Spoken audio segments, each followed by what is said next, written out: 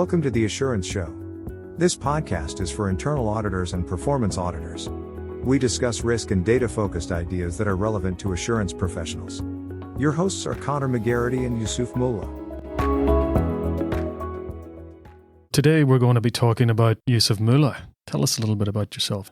Born in South Africa in the late 70s in Durban. Probably about 5 years old, we moved up to Joburg, so primary school, high school, and then the University of the Witwatersrand, where I studied computer science and mathematics. Worked for the university for a few years in the finance team and then the business intelligence team. The university was reasonably advanced in the way in which they did things. So we had business objects, which is subsequently purchased by SAP, and we'd produce analytics and reporting for a range of university matters. I joined Deloitte in 2005 in the enterprise risk services team, worked for a range of fantastic leaders, had 2 kids, so my sons are now 15 and 11. And then we moved to Australia in 2012, and we've been here for the last 8 years. Worked for KPMG for a little bit, then Deloitte, and then about 4 years ago, you and I got together and decided to do our own thing. So we've been doing that for just over 4 years now. So you said there that you were in a business intelligence team when you were working for the university. Was that a term that was fairly new back then? Probably used for a few years already. So I know when I was at university, that was definitely something that was coming through. The South African guys back then were, and they probably still are, but they were pretty innovative and forward-thinking. So you've been in Australia a few years now. What do you like to do with yourself outside of work? Most of my time outside of work is spent with the family, recreational cycling, lots of time at the beach. Obviously, being in Brisbane and near the Gold Coast, we spend a lot of time on the beach. And then most of my days and evenings and weekends when I'm not working are spending time with the family and helping to guide to the extent that I can a couple of young boys. You've done quite a bit of travel over your working life, Yusuf, including working for some of the big accounting organizations in various continents. What are some of the career highlights? I have worked in quite a few countries for both Deloitte and KPMG, probably about 7 or 8 of them now. The things that I consider to be highlights would be the experiences that I had with and for really exceptional leaders. I started at the university working for a lady by the name of Cheryl. That was my first boss. She was fantastic. I then worked for Catherine France, who was a exceptional leader at Alexander Forbes in what would be superannuation in Australia, but pension funds in South Africa. I worked with Kevin McLaughlin and Nita and Felicity Coughlin at the university. Again, exceptional leaders. And then when I moved to Deloitte, I worked for Dinita de Swart and Sidesh Maharaj and Shahil Kanji, Miles Crisp, and then there'll be a few in Australia that I worked with as well. What I remember when I think about my career in terms of highlights of working would be those experiences that I had with exceptional leaders. The content doesn't really matter, but the way that they treated me and the way that they helped me and worked with me definitely sticks with me. So what are some of the attributes or characteristics from those exceptional leaders that you've taken with you? They all took time to understand who the people that they worked with were and what their needs were. And in some cases, they didn't understand by asking, but they understood and then asked. What I mean by that is they didn't wait until I went to them and said, "Oh, I think I need this," or "Can you help me with this?" I remember Dinita de Swart, she was a senior partner and she had been for a few years when I joined in 2005. On my first day at work, she told me, so I'm Muslim, right? And I pray on a Friday regularly. She told me on my first day at work that I need to block out Friday between 12 and 2. When we had events outside of work, if they happened to fall on a Friday, she would arrange for, without me knowing about it, a car to come and pick me up and take me to pray and halal food and all sorts of things like that. These things, they sound quite simple, but definitely in tune and aware of the needs of diverse range of employees that they had, aware of family situations and what that meant in terms of needs. So we all worked really hard.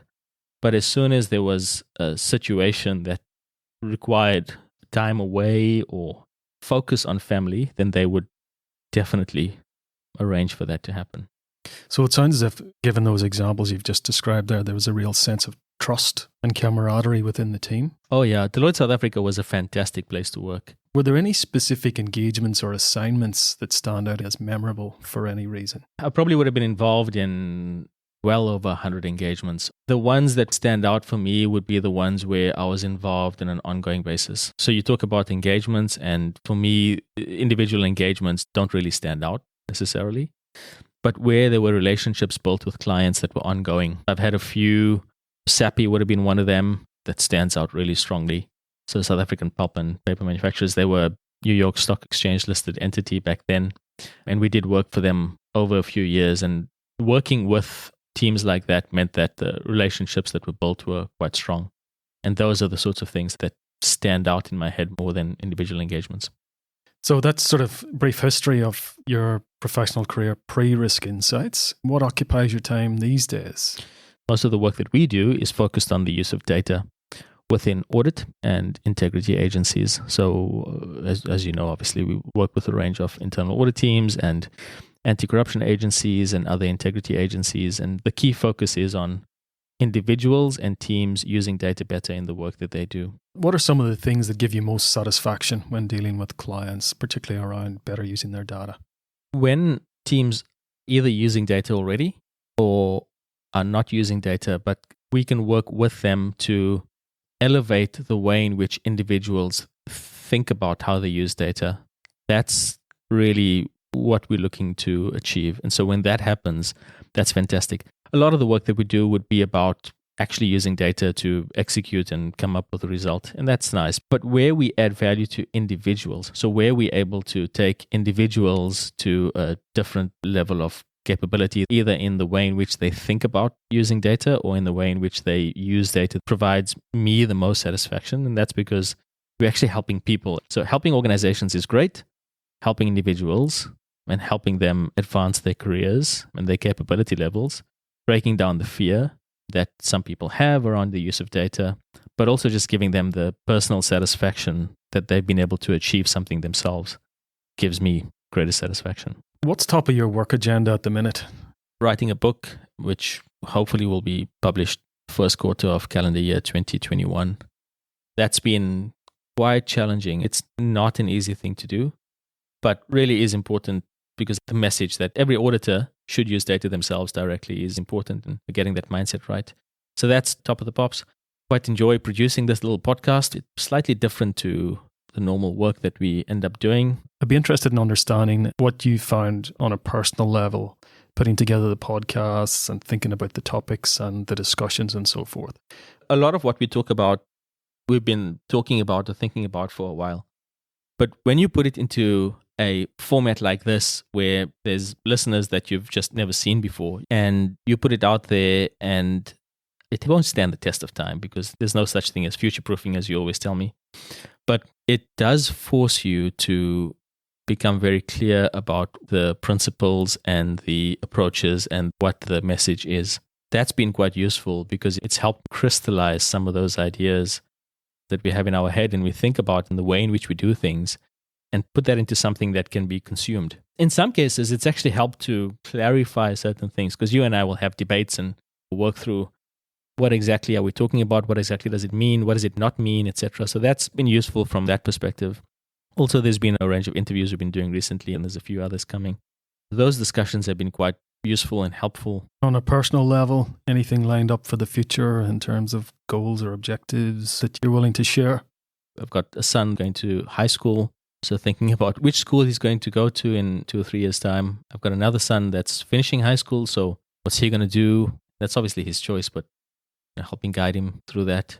My own work has taken a bit of a back seat with my wife going back to work full-time, and now she's reduced that a little bit, but a lot of my time is taken up now with doing things at home that I wouldn't have been involved in before because I was working full-time with my wife at home. That's been different, but I really am enjoying it. Also because she's enjoying what she's doing and she's getting a lot of personal satisfaction from the work that she's doing as well. So that's been quite good. In terms of myself, the onset of the pandemic has meant that there's a lot that we're just not sure about. What we would have thought at the beginning of this year in terms of personal goals changed and shifted over the last little while. I have to say I haven't sat down and thought through it very carefully. One of the key personal things that I would like to be able to say in 5 years' time, if I look back, that I was able to change my own mindset from one that was probably a little bit more closed to new ideas to being a bit more open about it. The impact of the pandemic has been that we've had to change a lot of our perceptions of what things are and how things work. So we have to be more open to new things, new ideas, new ways of working, but also new ways of dealing with things personally. Absolutely.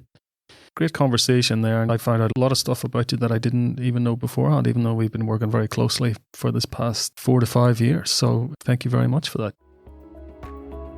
If you enjoyed this podcast, please share with a friend and rate us in your podcast app. For immediate notification of new episodes, you can subscribe at assuranceshow.com. The link is in the show notes.